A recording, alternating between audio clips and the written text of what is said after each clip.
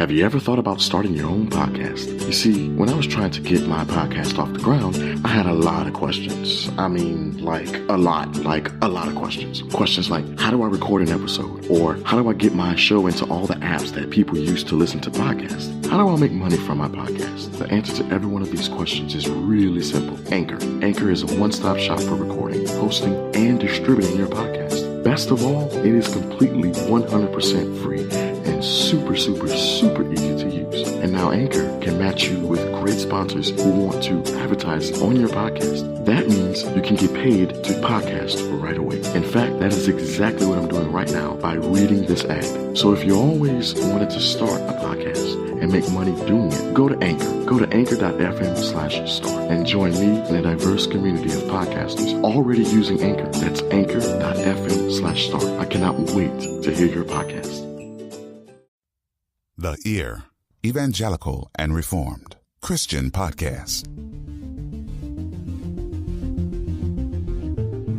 Welcome to The Ear, the Evangelical and Reformed, a Christian podcast that urges you to think deeper and draws you closer to God through faith.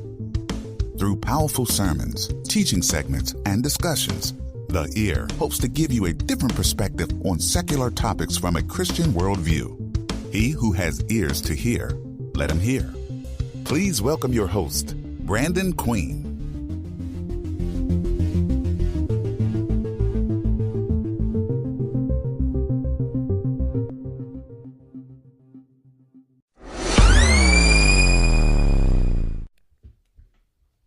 All right. Good morning, everybody. I'm back with another episode of Prayer. And today's topic or discussion will be prayer and philosophy. And with me, I got my friend since diaper days, Britton Frost, with us. And he is going to touch up on the philosophy side while I try to answer some of the prayer stuff side. So a little bit about Britton. Britton is weird. Thank you. You're welcome. They'll learn that on their own, I'm sure. He's weird. He has a beard, and I'm jealous. Sometimes. And he has wavy locks of hair. But anyway, Britton has a master's in philosophy from the University of Buckingham, United Kingdom. I guess that's how you would say that. Of course. And then he has a bachelor's in philosophy from the University of New Orleans. So, yeah, we could say he knows the topic of philosophy. Britton and I go way back to, like I said, diaper days. We attended church together, and then we also did scouting together for a while, and I finished, and he didn't. That's right. Quitter. I went off to study philosophy because I'm one of those people, right? Yeah, okay. All right. So, also, Britton has a bunch of, this dude's... Like I said, he's random. He's randomly weird. He's got, I think you got is the motocross job you were talking about earlier? Motorsports in general, mainly road racing cars and motorcycles and go-karts, yeah. Go-karts. Work at a motorsport facility and travel a bit, officiating motorsport events, yeah. Okay. And then he does he sometimes gets on film sets a lot. Yeah. Work in film, yeah. Musician playing a couple of rock bands, drummer. And then you just got a new position at the Baton Rouge Community College. Tell us about that. I actually haven't started it yet, but I will be starting in the fall of this year at the very latest as an adjunct instructor in philosophy. Teaching probably logic, biomedical ethics, maybe introduction to philosophy, whatever they need me to do. The idea behind philosophy in a community college, you don't hear of that very often, right? Right. But that's something that's being phased in, and I think it's a really good thing. Because for humanities students, most students in general, they ask, why do I have to take math if it's not directly related to my degree, right? Math sucks. Yeah, if you don't have a natural knack for math, you've asked that question at some point, right? So what they're doing, they're finding that that's actually a legitimate question that people ask from early age all the way through college. Why am I taking math when I'm not going to need it? Because that's true. So what they're doing is they're replacing algebra on the college level for humanities students with logic. And so logic is a very analytical, very left-brained discipline, just like algebra and the rest of mathematics, but it's more widely applicable to a wider range of applications. I mean, it's you learn the rules of good argumentation, you learn the errors of good reasoning, and you learn how to dissect an argument based on its logical structure. And that can be very useful in conversation, in helping, if you're mediating a conversation, to help the two sides debating understand each other rather than get at each other's throats, So it has a lot of applications in the business realm. And it's just an overall very useful skill. Logic and learning how to reason well. Yeah, logic is a form of math, isn't it? It can be, yeah. It has its symbolic form where basically a logical proof that you try to solve is almost just like an algebraic equation. So it can be very difficult. It's very analytical. And I would say that it's more or less the same thing. Bertrand Russell, a philosopher of the early 20th century, spent his whole career trying to find the logical foundations of mathematics. He thought that mathematics had the basic rules of logic underlying them. And he did a lot of work, wrote thousands and thousands of pages on that topic. At the end of the day, I don't think he was 100% successful with that, but the general idea stands that logic and math are very similar. But logic also includes, say, studying, it's not just doing equations like math is. You can, like I do on my little Philosophy Friday show on Snapchat that I post on Instagram and YouTube as well, or I have been lately. Sometimes I'll go over a logical fallacy, a basic error in reasoning, right? Such as ad hominem, okay? Argumentum ad hominem, that's the Latin word for it. It means appeal to offense. So an ad hominem argument is an argument that you make on the basis of offending someone or insulting someone, calling them names instead of actually focusing on the relevant argument.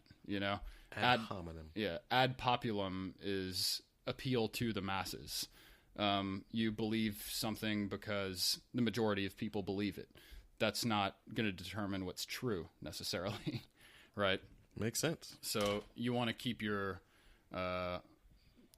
focus on the content of the argument rather than maybe how it's expressed or what tools of rhetoric are used to win the argument. It's about truth rather than winning, Nice. All right, so that's a cool looking dog. Anywho, yeah, we're up on the second floor of my parents' house, looking down onto the street. downtown Thibodaux. Yeah, people walking their dogs and whatnot. Could be distracting. Do you need to close the blinds? No, we're good. All right, so we're gonna go ahead and dive into this discussion of philosophy and prayer, or prayer and philosophy, whatever. Yeah. The philosophy of prayer, perhaps? I like that. Okay. We'll call it that. All right. So the first question is, Britton, what is philosophy? Philosophy, that is a philosophical topic unto itself. So I'm not going to give you a 100% clear answer about that, just to warn you, nor will I about any of these things, because as a philosopher type, I'm not really always super confident in having a straightforward opinion about things. I just want to figure out between the two of us what's the most reasonable thing to believe in that regard, So philosophy, I can start with Bertrand Russell, who I mentioned earlier. He had an interesting take on this. He contrasted science and religion to try to figure out what philosophy is, because philosophy seems to have elements of both of those things in it. So on one hand, you have science that deals with the empirical world. It's a method of inquiry used to test empirical matter, gather data about it, and formulate predictions about future events in the natural empirical realm. Okay. And then on the other hand, you have religion, which he was an atheist, by the way, but so I guess he saw religion as a more intuition-based, community-based activity. You share faith with other people, faith in something, and he's speaking about religion in very general terms. You share a faith in something collectively, and it should guide your actions, guide your moral actions in some way. So philosophy is kind of in that no man's land between science and religion. Philosophy does depend on evidence, but not of the empirical, matter-based sort, right? It depends on logical, analytical evidence.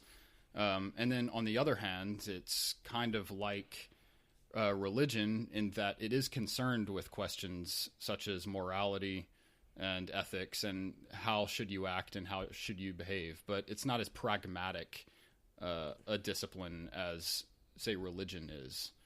But it's also different from religion and science. It's different from science because it's not confined to material reality and empirical reality, and it's not just, it considers different types of evidence, and it also is similar or is also different from religion because it focuses on things like morality from a different angle, Okay. And maybe we'll leave it there and discuss that a little more.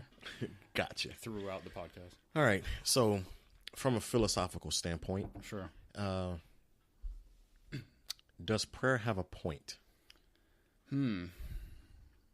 So there hasn't been too much written in academic philosophy on prayer itself. There's a lot written on philosophy of religion in general, but I was listening to a lecture the other night by Dr. David Gotthlieb. He's I think he's a PhD in theology, but he's a rabbi. He's a Jewish rabbi. Okay. And he said that the purpose of prayer is to ask for something. Now, there are certain formalities that you have to include in that, right? Such as praising God and showing gratitude. Those are formalities that you include when you pray. But at the end of the day, you're asking for something, whether it's for something more material or something more spiritual, like God provide me strength to get through this situation in my life, whatever it is. So I thought, like, as a starting point, that was a pretty good definition of prayer. It's an outgoing, you're projecting something beyond yourself and asking for something in return. But at the end of the day, God's will is God's will, right? Okay. So you can't just ask for a Ferrari and expect that to be granted because you showed gratitude and showed praise and went through all of the formalities in asking for that thing. If you deserve it at the end of the day, and if it's God's will, then it'll be granted to you. But that's probably because you took it upon yourself to work hard to earn enough money to buy a Ferrari. I will never own a Ferrari. That's okay. You don't want to look like a snob. I know a lot of Ferrari owners at the racetrack. Huh. They won't go racing those cars around. No. All right. They're nice. They're nice to drive, though. I'm not gonna lie. Huh. No, don't look. That's one of those things. It's like having a yacht. Ferrari's like having a yacht. You don't want to go through the struggle of buying one of those things yourself and having to own it. Just have friends who have nice toys. So you can enjoy them, and it's all fun and no responsibility on your part. See, I don't have. It's like having a dog too, But I don't have any friends that have Ferraris. No, I'll introduce you to some. They won't be your real friends. You can, acquaintances. The acquaintances, right? Got it. All right. So